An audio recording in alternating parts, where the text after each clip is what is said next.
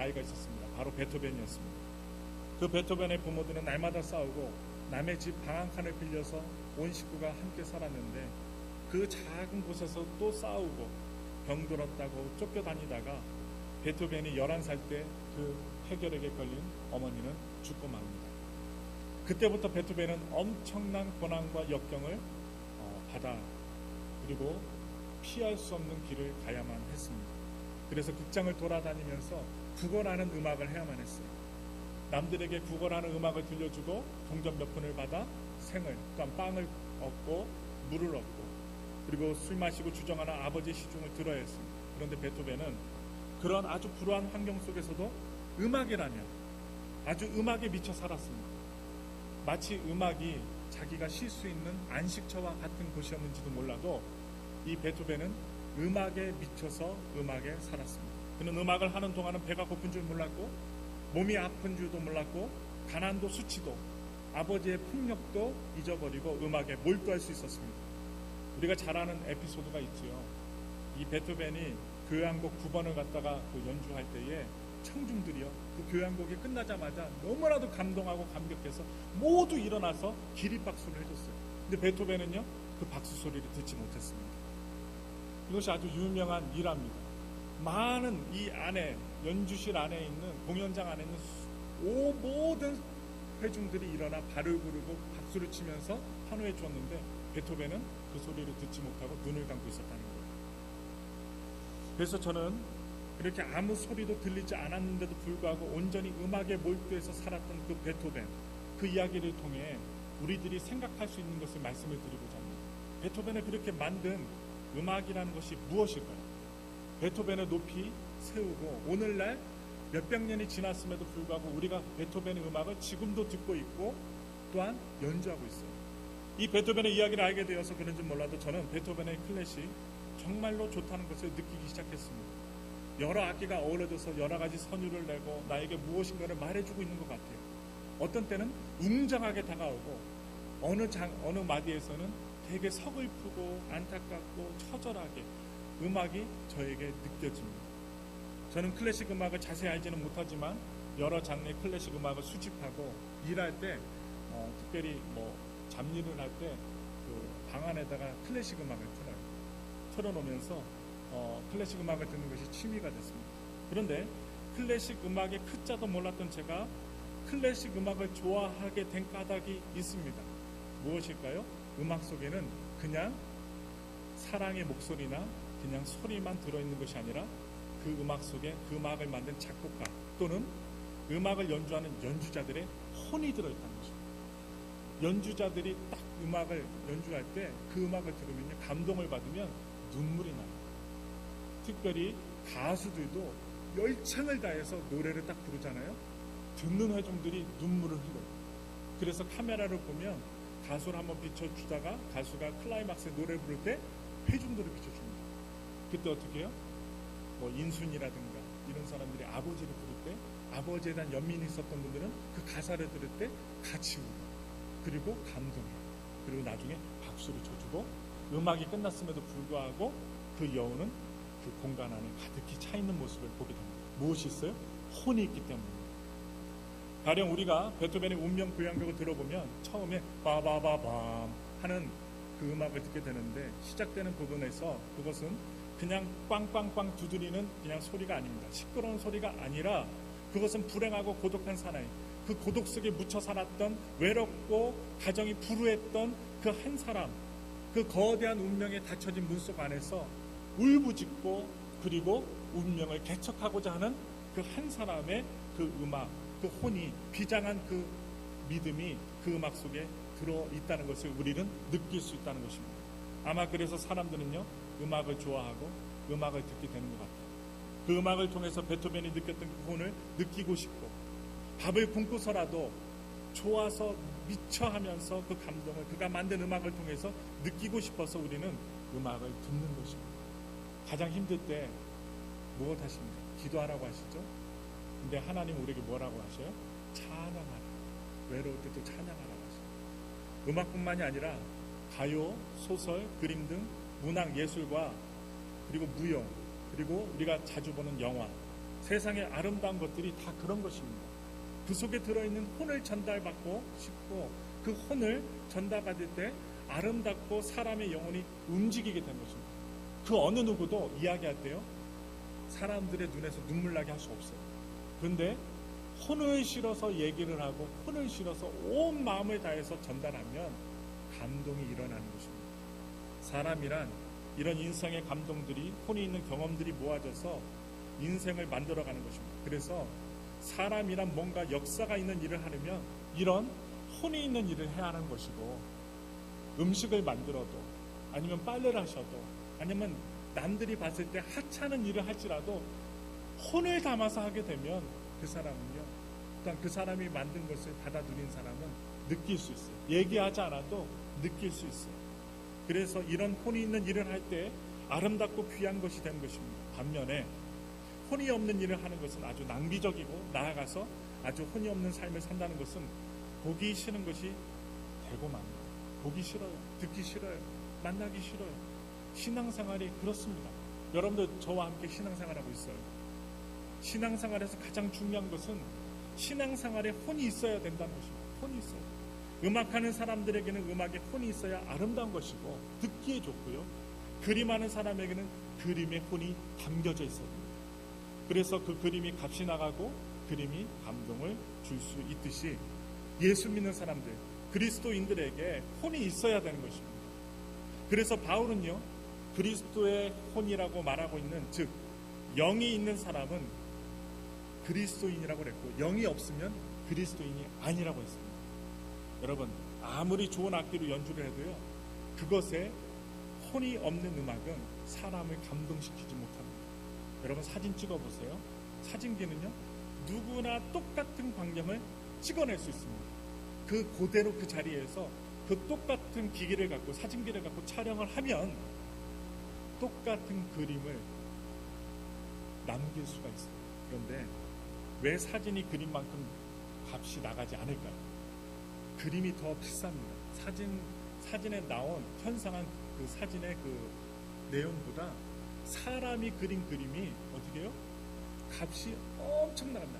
예를 들어 피카소가 그렸는데 어느 창고에서 피카소의 그림이 발견되었다. 그것도 진품이 발견됐다면 몇십억, 몇백억을 주고라도 그 그림을 삽니다. 그런데 사진을 몇백억 주고 사는 사람은 없습니다. 왜 그럴까요? 사람의 혼이 들어가 있지 않기 때문입니다. 그림은 사람 자체가 붓을 들고 물감을 섞고 자기의 혼을 실어 그림을 그리기 때문에 얼마 많은 돈을 주고라도 그 그림을 삽니다. 그리고 우리는 이해하지 못하지만 돈이 많고 또한 예술에 관심이 많은 사람은 그 아트 갤러리 가서 그림을 보고 감동을 받고 또한 자기의 대가, 엄청난 대가를 주고서라도 그 그림을 사오는 거예요. 그래서 왜 살까요? 혼이 담겨있기 때문입니다. 마찬가지로 우리가 아무리 교회를 오래 다녀도 직분을 가졌어도 그 사람의 하는 일에, 그 사람의 삶에 그리스도의 혼이 담겨있지 않다면 그 사람은 그리스도인이 아닌 것입니다. 창세기 1장 2절을 보시면, 우리가 성경을 보면 하나님께서 처음 천지를 창조하실 때 어땠어요?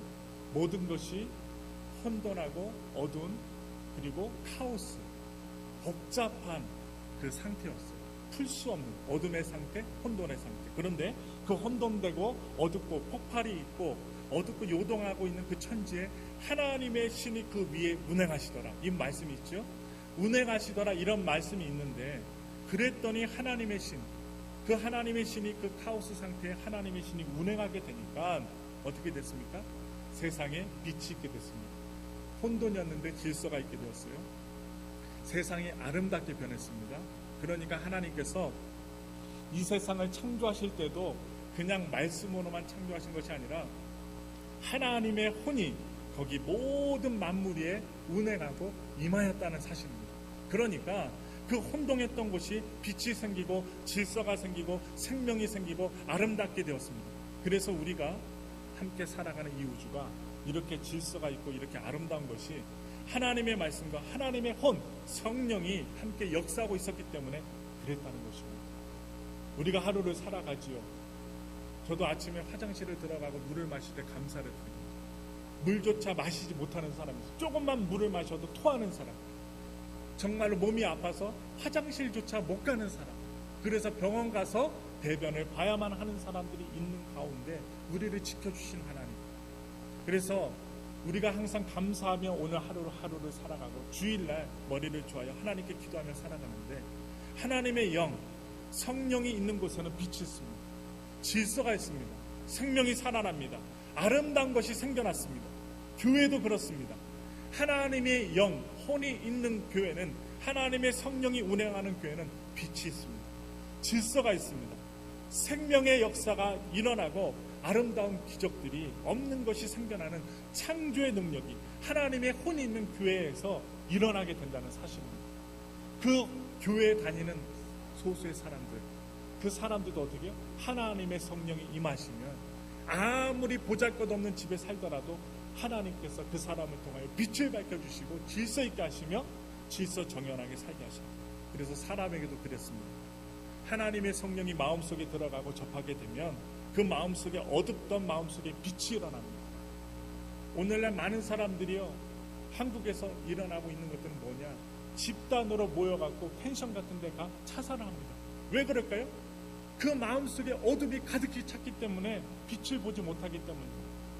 그 갈등하고 방황하고 고통스럽던 마음속에 하나님이 임하시면 갈등과 방황과 질서 없던 것이 질서가 생기고, 성령이 운행하시기 때문에 어떻게 해요? 질서 정연한 삶을 살게 되고 어둠을 물리치게 됩니다. 메말라가고 죽어가는 것들의 생명이 생깁니다. 사람이 변합니다. 얼굴색이 밝게 변합니다. 어둡지 않습니다. 말이 변합니다. 행동이 변합니다. 그렇습니다. 이 하나님의 영, 하나님의 혼이 어디든지 들어가기만 하면 놀라운 일들이 일어납니다. 많은 사람들이 좋은 음식점에 가고 유명한 회사에 가서 딱 가보면요, 별거 없어요. 똑같아요. 똑같은 환경, 똑같은 장소에서 사람이 밝고요, 말하는 게 틀려요. 제가요, 음식점에 가봐도 그렇고요, 잘 되는 곳에 가보면 사람들이 모두 다 종업원까지 어떻게 밝고 명랑하고 쾌활하고 친절해요.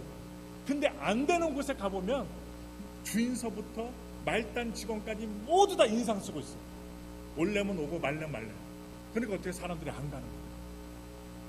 그래서 교회도 마찬가지예요. 저와 여러분들이 하나님의 성령으로 충만하면, 비록 지금 적을지라도 하나님의 은혜 가운데 끌어당김, 하나님의 사람들 견뎌주실 거예요. 채워주실 거예요. 여러분들 모자라는 부분을 하나님께서 채워주시고 질서 정연하게 응답을 주실 줄 믿습니다. 그래서 더럽던 것들이 아름답게 되고, 이렇게 하나님의 혼은 창조하는 역사가 있는 거예요. 여러분, 오늘 본문 말씀을 보면 초대교회는 이처럼 예수님의 영으로 충만해서 펄펄 뛰는 살아있는 교회였어요. 살아있어요. 펄펄 뛰어요. 마치 예를 들자면 시장에 가보면 생선이 있지요. 그런데 생선값이 죽은 생선과 펄펄 뛰는 화로하고는 엄청나게 차이가 납니다. 맛도 달라요. 그리고 값도 달라요. 그런데 초대교회는 이처럼 펄펄 뛰는 살아있는 교회였습니다. 교회도 생선과 같이, 사람도 생선과 같이 살아있는 사람이 있고 교회가 있고, 죽은 교회가 있고 죽은 사람이 있어요. 펄펄 뛰는 맛있는 싱싱한 교회, 싱싱한 사람이 있는가 하면 똑같은 생선이지만 죽은, 그리고 소금에 절인 값없는 그런 생선이 있고 교회도 있습니다. 여러분, 초대 예루살렘 교회는요, 박해가 심했어요. 성경을 들고 가고 찬송을 드리지 못하고, 그리고 예수를 고백만 하면 두들겨 패고 감옥에 가두는 그런 핍박과 박해가 심했어요. 그러나 그들은 두려워하지 않고 도리어 박해가 올지라도 기쁨이 충만했습니다. 그들은 하나님의 일을 하라면 핑계대지 않았어요. 하나님의 일에 희생하는 것을 오히려 기쁘게, 하늘의 상급으로 바라보고 하늘의 면류관으로 여기고 하나님의 위대한 일을 하는 것을 자부심을 갖고 일했다는 것입니다. 작은 교회든 큰 교회든 그 교회에서 열심히 일하는 분들이 있어요. 어떤 분들이에요? 하나님의 면류관을 바라보고 정말로 하나님의 상급을 바라보고 조건 없이 하나님 앞에 헌신하는 분들을 바라볼 때 감동이 있어요. 그 교회가 희망이 있어요. 여러분, LA든 아니면 미국의 유명한 큰 교회 한번 가보십시오. 가서 예배를 딱 드리면요, 큰 교회 가면 우리가 어떻게 할까요? 묻어갈 수 있어요. 늦게 가도 아무도 뭐라고 안 해요. 근데 작은 교회는 늦게 가면 너무 티가 나갖고 어떻게 해요? 네, 부끄러워요. 그런데 정말로 부흥한 교회를 가서 딱 보면요, 모두 다가 분주하게 일하는 것이 아니라 소수들이 자신의 희생을 가며 살아있는 화로와 같이 펄떡펄떡 튀면서 기도하고 헌신하고, 그러니까 마음 상하는 일이 있더라도 어떻게 예수님의 마음으로 나를 상하게 하는 사람까지 품고 가는 모습을 보게 됩니다.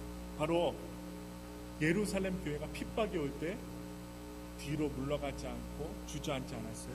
오히려 희생당하는 것을 하나님 때문에 우는 것을 그들은 아주 기뻐하였습니다. 그런 그들이 기도하니까 각종 병자들이 병을 치료받습니다. 문제가 해결됩니다. 날마다 기적의 역사가 일어났습니다. 간증하고 전도하면 수천의 사람들이 믿었어요.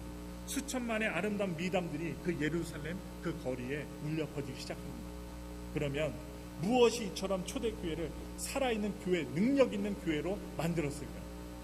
오늘 본문 성경의 말씀을 보면 그 이유를 오순절날 저들이 성령의 충만함을 받았다라고 말합니다. 오순절날 성령의 충만함을 받았다. 오순절날 저희가 마가의 다락방에 모여서 기도하다가 성령을 받았는데, 성령을 어떻게 받았는가 하면 충만하게 받았습니다. 그냥 받은 게 아닙니다. 그냥 적당히 받은 게 아니라 충만하게 받았다고 했어요. 충만이 무엇입니까? 충만. 여러분, 충만이라는 것은 내 인격을 지배하고 내 자아를 지배하고 내 욕심을 지배하고 내 성품을 조정하는 능력이 있을 만큼 가득 받은 것을 충만이라고 합니다. 내 습관까지 변화될 만큼 충만하게 가득하게 받았다는 것을 바로 충만이라고 해요. 그래서 이 초대교회 성도들은 이 성령의 충만함을 받고 보니까 이들에게 엄청난 변화가 왔어요. 욕심 부렸던 사람이 욕심을 내려놔요. 맨날 나쁜 행동을 했던 사람은 나쁜 행동을 갖다가 저버리고 하나님이 기뻐하시는 온전한 행동으로 나아갑니다. 바로 능력이 생겼습니다. 이 사람이 옛날 때 얘기하면 사람들이 모이지 않아요. 듣지 않아요. 근데 하나님이 성령이 충만히 임하니까, 기도하다가 충만을 받으니까 이 사람이 얘기할 때 사람들이 모여요. 영향을 받아요. 잘 듣게 돼요. 졸지 않아요. 축복이 있게 돼요. 열매가 생겼습니다. 기쁨이 있었습니다. 사랑이 있었습니다. 그럴 수밖에 없습니다. 왜? 내 욕심이 이제 죽어지고 하나님의 영이 나를 지배하기 시작했기 때문에. 그래서 내 자아를 하나님의 영이 지배합니다.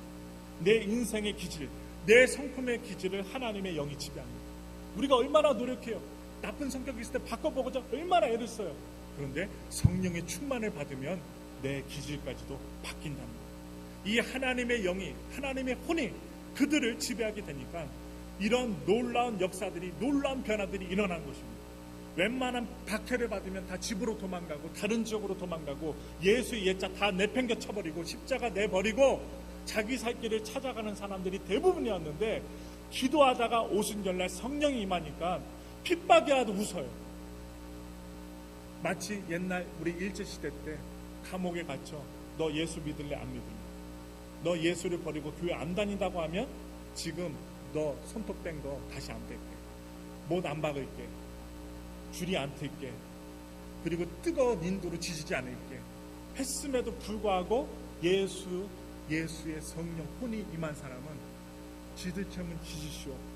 나를 자를 테면 자르시오. 나를 곤장으로 칠려면 치시오. 때릴 때마다 뭐라고 해요? 예수라고 하고, 일본 순사가 하도 미친 얼굴로 예수 소리 그만하라고 내 안에는 예수밖에 없다라고, 우리의 믿음의 조상들은 죽음을 눈앞에 두고도 성령이 임하시니까 자기의 고통까지도 넘어갈 수 있는 신앙을 지켰는데, 오늘날 우리는 어떠냐는 것이죠. 작은 것에도 넘어지고, 저조차도 마찬가지입니다. 우리 모두가 우리 자신을 볼 때 너무나도 연약한 모습을 바라볼 수밖에 없는 현실이라는 것이죠. 그래서 그들, 초대교회 사람들은 신들린 사람이었어요. 성령의 성신 들린 사람들이었어요. 사람들은 그들 보고 미쳤다고 했습니다. 세술에 취하였다고 그렇게 불렀어요. 그래서 예수님께서 하늘로 승천하시기 전에 사도행전 1장 8절 9절에 뭐라고 나와요? 오직 성령이 너에게 임하시면 너희가 무엇을 받고? 권능을 받고. 그랬습니다. 권능을 저들이 받아 누렸는데, 저들은 마치, 그래서 안 믿는 사람들이 보면 초인간처럼, 술에 취한 사람들처럼, 미친 사람들처럼 그렇게 저들은 큰 능력을 가지고 있었습니다. 세상 사람들이 이해하지 못해서 술 취하였다, 비교할 수밖에 없는, 다른 것으로는 이해할 수밖에 없는, 이해하지 못하는 술에 취하였다 이야기를 들으면서까지도 이 초대교회 사람들은 권능을 행하였다는 거예요. 베드로가 설교를 하면 그 배우지 못한 무식한 베드로가 설교를 해요. 그냥 뜨문뜨문 얘기합니다. 어부였던 베드로가 설교합니다. 거기 있던 사람들이 전부 다 울고 그 설교 듣고 어떻게 통해 자복하고 어떻게 우리가 한두 명이 아닙니다. 3,000명 이상이 울고 불고해서 뭐 장례식 큰 사람이 죽었는가 오해할 정도로 베드로가 설교할 때 3,000명, 5,000명 되는 많은 수가 하나님께 돌아왔다는 거예요. 그가 능력이 있어서? 아닙니다. 하나님의 붙들림받은, 성령의 붙들림받은 사람이었기 때문에. 여러분 그렇습니다. 하나님의 영인 성령이 충만할 때 교회에 능력이 있습니다. 교회에는 역사가 일어납니다. 교회에게 기적과 많은 아름다운 일들이 일어납니다. 하나님의 영이 성령으로 인하여 살아갈 때 이 세상의 모든 헛된 욕심들을 버리고 저 영원한 천국을 바라볼 수 있습니다. 하나님의 영이 충만할 때 모이기를 힘쓰고 서로 기도하고 봉사하고 원수라도 찾아가서 손을 잡아줄 수 있고 저 영혼을 구원하기 위해 자기 재산을 팔 수가 있는 것입니다.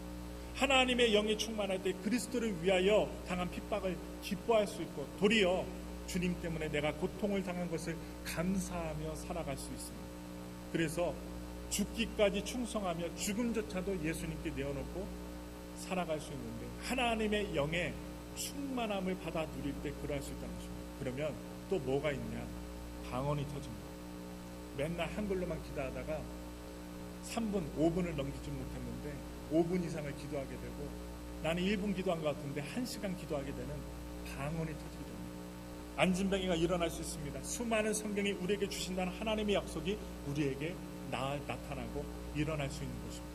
그래서 우리 엘파소 순복음교회 정말 필요한 것이 뭐겠습니까? 우리가 신앙생활합니다. 교회 옵니다. 뭐가 필요할까요?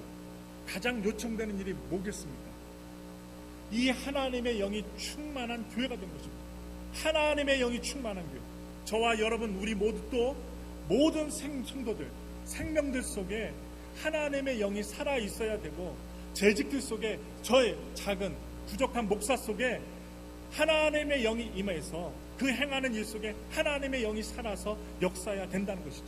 우리 예배와 찬송 속에 하나님의 영이 충만함이 넘쳐서 찬송을 한 소절 불러도 눈물이 나고 그리고 아픈 성도들 위해 기도할 때 그 사람 아픈 마음이 좀 느껴져서 하나님 그 사람 위에 그 사람은 몰라요. 기도받는 사람은 몰라요. 그런데 어떻게 해요? 우리 새벽마다 기도하시는 분들이 눈물 흘려 기도하면서 나갈 때 정말 죽으려던 자들 몸이 아픈 자들 정말 신앙의 노선에서 모든 것 내려놓고 세상으로 가려던 사람들이 하나님께 붙들림 받아 나갈 수 있는 하나님의 역사가 일어날 것입니다. 그래서 기도를 드리면서 구구장창 기도하지 않아도 아버지 딱 하는데 성전에 돌아 아버지 하는데 눈물이 나는 거예요. 감사한 거예요. 나를 도와주시는 아버지 그리고 힘들었지만 하나님이 나를 붙잡아 주신다는 것을 느끼게 해주시는 아버지. 그래서 그 하나님의 역사 능력을 우리가 체험하게 되는데 우리 가정에도 그렇습니다. 우리 가정이 창조의 영, 치료의 영, 변화하는 이 하나님의 영이 지배하게 되면 모든 괴로움과 고통이 물러갑니다. 여러분 가정 중요합니다. 여러분 가정 놓고 기도하고 저희 가정 놓고 기도합니다. 가정이 무너지면 신앙도 무너지기 쉽습니다. 그래서 여러분들이 한 가정의 남편이요 아내이기 때문에 가정을 놓고 기도해야만 합니다. 그래서 우리가 하나님의 영이 지배하게 되면 모든 괴로움과 고통이 물러갑니다. 모든 어둡던 것이 바르게 됩니다. 더럽던 것이 아름답게 됩니다. 혼돈된 것이 질서를 찾게 되고 죽어가는 것들의 생명의 역사가 하나님의 영이 있을 때 일어나는 것입니다. 그러면 이제 말씀을 맺어가면서 우리들은 어떻게 하나님의 영이 충만할 수가 있겠는가 말씀드립니다. 예수님이 승천하시기 전에 500문도가 기도했어요. 500명의 성도가 제자들이 함께 모여 기도하기 시작합니다. 그리고 이렇게 얘기했어요. 너희가 예루살렘을 떠나지 말고 약속한 성령을 기다리라. 예수님께서 말씀하시니까 하고 모여서 기도하기 시작합니다. 그래서 저들은 모여서 기도했습니다. 따로 기도했단 말이 아니라 모여서 500명 기도했어요. 성령 받기를 기다렸습니다. 그들은 진실로 주님의 말씀을 믿고 약속한 성령을 기다렸어요. 기도했어요.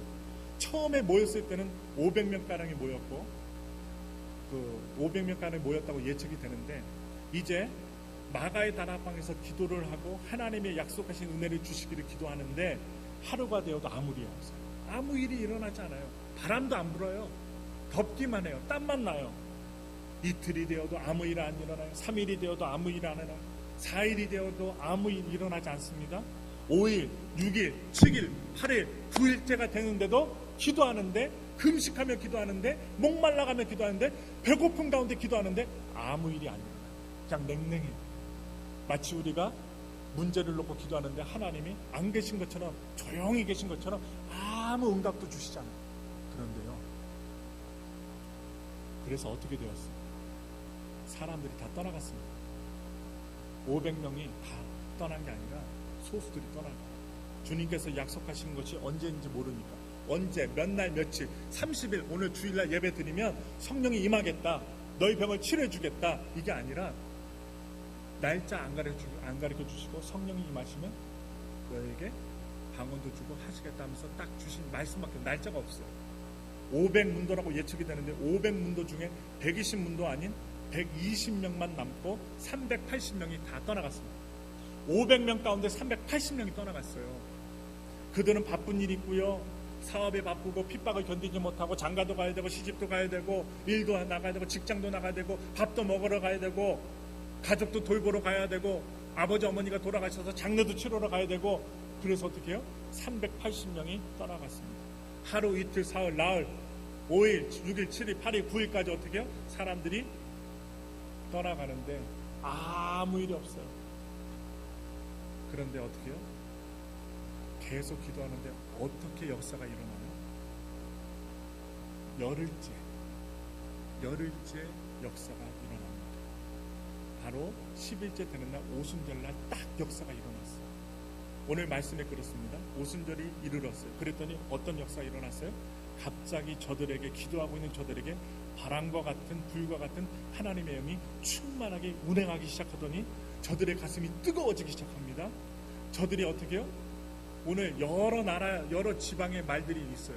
여러 지방의 그 말들이 갑자기 터집니다.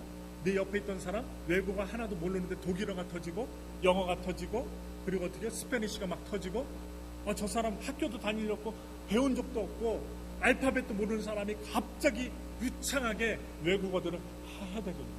깜짝 놀랍니다. 근데 가슴이 뜨거워지는 거예요. 눈이 밝아지는 거예요. 내 입술이 오토바이가 달린 것처럼 방언이 우두두두 나오는 거예요. 막을 수가 없어요. 그리고 기쁨과 소망이 넘쳐납니다. 그래서 불과 같은 하나님의 영이 충만하게 운행하기 시작하더니 저들의 가슴이 뜨거워지면서 역사가 일어나요.